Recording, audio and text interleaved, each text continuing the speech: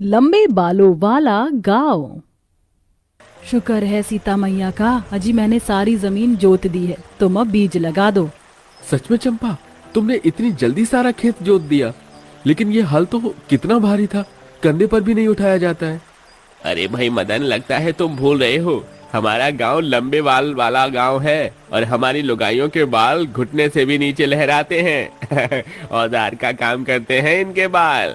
अरे वाह, देखो सब लोग मेरा जुगाड़ सीधा जाकर निशान ही पर लगाए। मैंने अपने बालों में कांटा बांधकर कितनी सारी बड़ी बड़ी मछलियां फंसाई हैं। आज तो हम मिलजुल कर दावत करेंगे। ये कहते हुए बबीता अपने लंबे बालों को ऊपर खींचती। उसके लंबे लहराते काले बाल झरने के पानी में से मछलियों का झुंड जाले में फंसाकर ऊपर ले आता है। मछलियों से भरा जाला फटने को था, इस बात से ये पता लग रहा था कि जाले का वजन कितना ज्यादा था। वहीं दूसरी तरफ पेड़ के नीचे डाली पर से मोहिनी अपने लंबे बालों से पेड़ की सूखी डाली तोड़ रही थी, जहां महिलाओं से लेकर छोटे छोटे बच्चों के बाल भी लंबे लहराते थे। आखिर लंबे बालों वाले इस अनोखे गांव के पीछे का रहस्य क्या है, जानने के लिए कहानी के पिछले भाग को देखते हैं। एक समय में किशनगंज गांव बहुत ही कुशल था। गांव की महिलाएं बहुत ही रूपवती थी, सबके बाल कमर तक बरखाते थे। गांव की जमीन बहुत ही उपजाऊ थी, सभी के पति किसान थे। खेती बाड़ी करके वह अपने साल भर का भरण पोषण आराम से कर लिया करते थे। इतवार की सवेरे सवेरे चंपा बबीता अपनी बेटियों के बाल में तेल डाल रही थी। माँ, आराम आराम से कंघा करो ना, मेरे बाल नोच रहे हैं। अरे आराम से ही तो कर रही हूँ लाडो। हे भगवान, बाल बाल सुलझाने में ही तेरे कितने बाल निकल गए, कितने हल्के बाल हो गए, इसीलिए कहती हूँ तेल डाल कर रखा कर। अरे चंपा, मैं तो मेरी सोनी के बाल तेल में चुपड़ कर रखती हूँ, फिर भी इसके बाल झड़ रहे। और मेरे भी, जब से पोखर का पानी खारा हुआ है हमारे गाँव की सब औरतों के अच्छे खासे बाल हल्के हो गए हैं।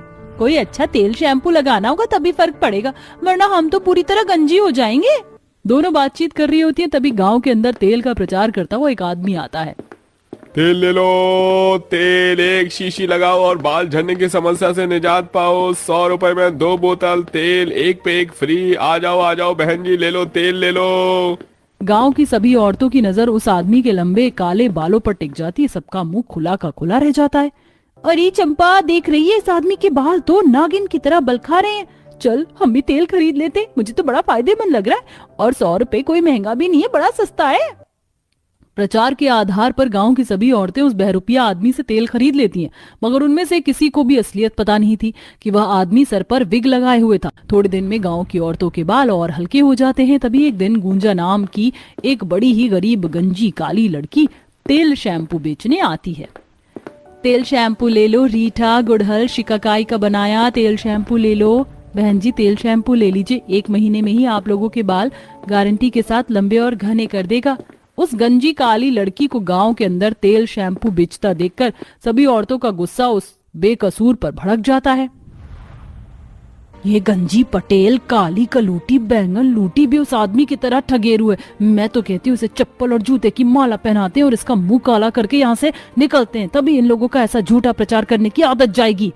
सभी औरतें उसका मुंह काला करके जूते की माला पहनाती हैं और पत्थर मार मार कर गांव से भागने लगती हैं। बेचारी गुंजा रोती बिलखती है। भगवान के लिए मत मारो मुझे, निकल जा हमारे गांव से वरना तेरी जान निकाल देंगे। तुम सब औरतों ने मिलकर मेरी जान ली है, तुम मेरी मौत की कसूरवार हो, इसलिए इस गांव की धरती श्रापित होगी और अब कोई अन्न की बाली यहाँ नहीं उपजेगी। तुम सब भूखमरी के शिकार होगे। ऐसे बोलकर गंजी गूंजा दम तोड़ देती है। पूरी धरती बंजर हो जाती है, गांव में सूखा और अकाल आ जाता है। यहाँ तक कि पूरा का पूरा गांव गंजा और बदसूरत हो जाता है। लोग उनकी शक्ल को देखकर भीख भी नहीं देते, सब अपनी बुरी दुर्दशा में अपने गुनाहों से तौबा करते हैं। तुम औरतों के कारण उस लड़की के श्राप पूरा गांव भुगत रहा है। अपने पापों का पश्चाताप करो वरना हम सब मर मिटेंगे। जलन में हमसे बड़ी भूल हो गई काकी, हे ईश्वर हम पर तरस खा। हमें बचा। तभी उस लड़की की आत्मा उन्हें दिखाई देती है। तुम लोगों को तुम्हारी भूल का एहसास है, लेकिन मैं अपनी श्राप को तो लौटा नहीं सकती।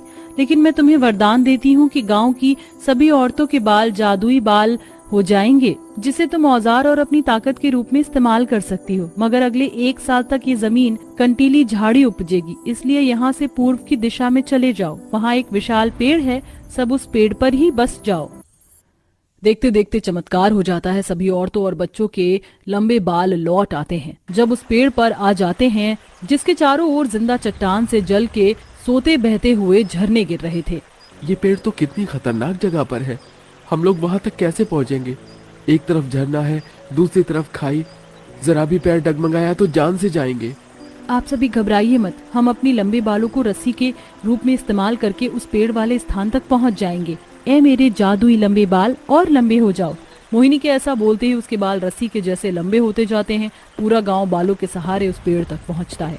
ये पेड़ तो कितना विशाल, बड़ा और ऊंचा है, इस पर तो हमारा पूरा का पूरा गांव समा जाएगा। मगर उतने ऊंची डाल तक कैसे पहुंचा जाएगा?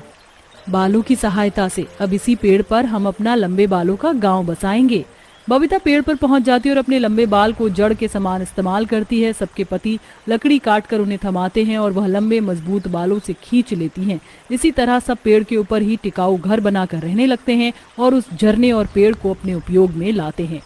अरे वाह, आज तो जैसे हमारे लंबे बालों वाले गांव में खुशी आ गई है। इतनी मछलियां, इन्हें बेचकर तो हम मुनाफा कमा सकते हैं। इतनी मछलियां हम खा भी नहीं पाएंगे। तो सोच क्यों रहे हो? जाकर इन मछलियों को बेचकर जो पैसे बने उससे खेती करने के लिए खाद बीज ले आओ। सबके पति टोकरी में मछली भरकर बेचने जाते हैं। इधर लंबे बालों वाले गांव की बहुएं मछुआरन के जैसे झरने से मछली, शंख वगैरह निकालती हैं। देखो इस बार मुझे क्या मिला, दूध सा सफेद शंख। पता है इसकी चूड़ियां और माला महंगे बिकते हैं। वैसे इसे हम अपने गांव की सजावट करके अपने गांव की सुंदरता को बढ़ा सकते हैं और अपने बालों की भी। फिर सारी औरतें शंख से जूड़ा चूड़ी बनाकर इस्तेमाल करती हैं। धीरे धीरे उनका जादुई बाल वाला गांव देखने के लिए दूर दूर से टूरिस्ट आने लगते हैं और तस्वीर खींचते हैं, ब्लॉग बनाते हैं। तो जैसा कि आप देख सकते हैं, इस वक्त मैं लंबे बाल वाले गांव के अंदर हूं। आप देख सकते हैं यहाँ पर बड़े से लेके बच्चों के बाल भी कितने लंबे हैं। ये गांव अपने आप में 8वां अजूबा है। आपको हमारा लंबे बाल वाला गांव अगर इतना ही पसंद आया रिपोर्टर बाबू, तो हमारे गांव में बस जाइए। हम आपके बाल भी लंबे कर देंगे। महिलाएं रिपोर्टर से हंसी ठिठोली करती। थोड़े ही दिनों में लंबे बाल वाला गांव अखबार के पन्नों में छप जाता है और गिनीज बुक में भी रिकॉर्ड हो जाता है, जिससे अब गांव में सैलानी घूमने फिरने आया जाया करते, जैसे गांव वालों को आर्थिक मदद मिलने लगती है। और इसी तरह से 1 साल गुजर जाता है। बंजर धरती फिर से हरी भरी हो जाती है, जिसके साथ गाँव की सभी महिलाओं की चमचमाती लहराते रेशम से काले बाल साधारण कमर तक हो जाते हैं। मैं इस गांव को श्राप मुक्त करती हूँ। अब तुम लोग इस गांव में आराम से रह सकते हो, लेकिन फिर कभी किसी का उपहास मत उड़ाना, जो तुम्हें इस तरह कष्टदायक जीवन का फल ना भोगना पड़े। हम वादा करते हैं आज के बाद फिर कभी हम किसी का ठट्ठा नहीं उड़ाएंगे, सबका आदर करेंगे। तुम्हारा धन्यवाद जो तुमने हमारे गांव को पहले के समान बना दिया, लेकिन हमारा इस लंबे बाल वाले गांव से एक अलग सा नाता, एक अलग सा रिश्ता जुड़ गया है, तो हम यहाँ भी आते जाते रहेंगे। हाँ बिल्कुल, ये लंबे बाल वाला गांव आज के बाद तुम्हारा ही होगा। उस दिन के बाद से गांव वाले खुशी खुशी गांव में अपना जीवन निर्वाह करने लगते हैं और शांति और सुकून भरे पल के लिए लंबे बाल वाले गांव में भी आया जाया करते थे।